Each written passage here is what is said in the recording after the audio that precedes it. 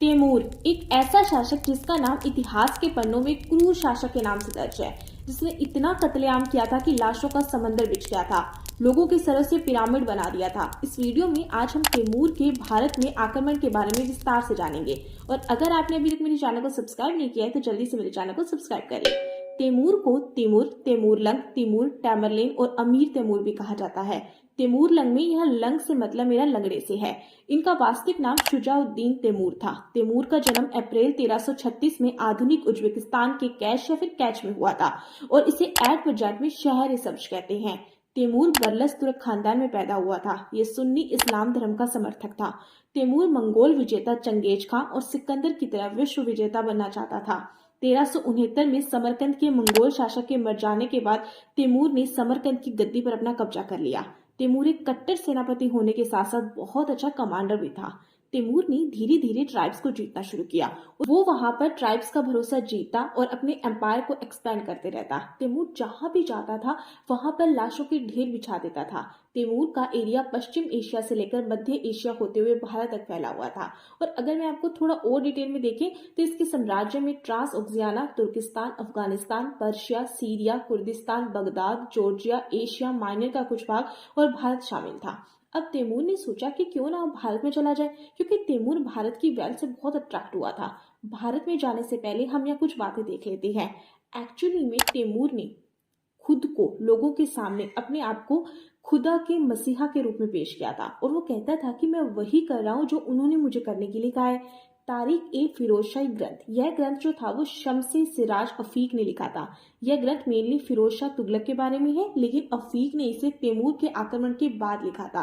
तैमूर की सेना ने जो कहर ढाया था उसे अफीक ने अपनी आंखों से देखा था।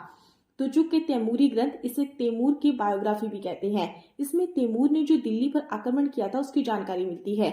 इसमें तैमूर ने लिखा है कि ए पैगंबर, मैंने इस्लाम में विश्वास ना करने वाले काफिरों को थोड़े ही समय में मौत के घाट उतार दिया है। ए पैगंबर, काफिरों और विश्वास ना लाने वालों से युद्ध करो और उन पर सख्ती बरतो।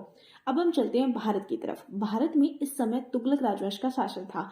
अगर हम बात करें दिल्ली सल्तनत के शासक वंशों की तो उनमें गुलाम वंश, खिलजी वंश, तुगलक वंश, सैयद वंश, लोदी वंश और सूरी वंश है। तुगलक वंश हम यहाँ पर बात कर रहे हैं, इसे तुगलक वंश की स्थापना गयासुद्दीन तुगलक ने की थी। इसके बाद मोहम्मद बिन तुगलक, फिरोज शाह तुगलक ने शासन किया। फिरोज शाह तुगलक की मृत्यु के बाद में दिल्ली सल्तनत का विघटन हो गया था। उत्तरी भारत छोटे छोटे राज्यों में बंट गया था। अब जब तैमूर दिल्ली पर आक्रमण करने आया तब दिल्ली पर तुगलक वंश के अंतिम शासक नासिरुद्दीन महमूद शाह तुगलक का शासन था। खिजर खां पंजाब का सूबेदार था। तैमूर मार्च 1398 में दिल्ली पर आक्रमण करने के लिए रवाना होता है। कश्मीर की सीमा पर कटोर नामी दुर्ग पर अटैक किया और काफिरों के सरों से मीनार खड़ी करने का ऑर्डर दे दिया और फिर झेलम नदी को पार करते हुए भटने, जो कि अभी राजस्थान के हनुमानगढ़ जिले में है, पर अटैक किया। उस समय हनुमानगढ़ में दुलचांद का शासन था। उसने तैमूर के सामने आत्मसमर्पण कर दिया। तैमूर अपनी बायोग्राफी में लिखते हैं कि थोड़े ही समय में दुर्ग के तमाम लोग तलवार के घाट उतार दिए गए। घंटे भर में 10,000 लोगों के सर काटे गए। इस्लाम की तलवार ने काफिरों के रक्त से स्नान किया। और अब तैमूर आगे बढ़ता गया और हिंदुओं को बंदी बनाता चला गया और कत्लेआम भी जारी रखा। और जब दिसंबर 1398 में तैमूर दिल्ली के निकट पहुंचा तो बंदियों की संख्या 1 लाख हो गई थी और तैमूर ने मुसलमानों को छोड़कर इन सभी हिंदू बंदियों को तलवार के घाट उतार दिया और इनकी लाशों को चील और गिद्ध के लिए छोड़ दिया। इतना खूंखार और बर्बर था तैमूर। नासिरुद्दीन महमूद शाह तुगलक और उनके वजीर मल्लू इकबाल ने तैमूर को रोकने का प्रयास किया, लेकिन उन्हें हार का सामना करना पड़ा। तैमूर ने इनके साथ बैटल से पहले बाहर गड्ढे खुदवा दिए थे।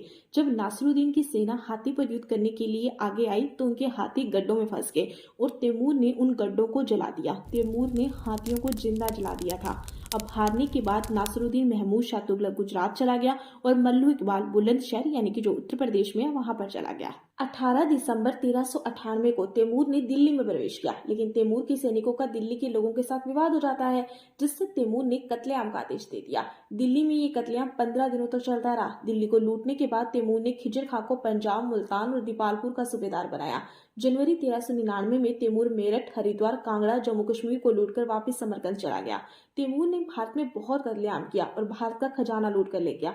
अब आप सोच रहे होंगे कि तैमूर भारत आया, भारत में कत्लेआम किया, लोगों की बर्बरता से हत्याएं की, भारत का खजाना लूटा और फिर वापस चला गया, तो उसने भारत पर रूल क्यों नहीं किया?